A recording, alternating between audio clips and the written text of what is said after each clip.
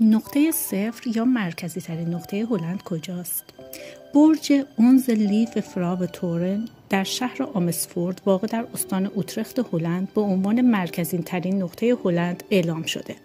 در این برج شما به کمک یک نور لیزر میتونید نقطه صفر هلند رو ببینید. این برج در واقع به عنوان یک کلیسا بوده که در حال حاضر هم محلی برای برگزاری مراسم عقد ازدواج هست.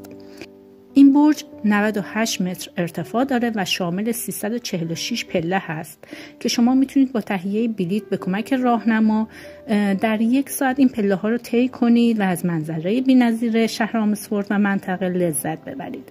ورودی پایین برج و دیدن نقطه مرکزی رایگان هست، ولی برای برج گردی و گرفتن تور به همراه راهنما شما باید حتما بلیط تهیه کنید.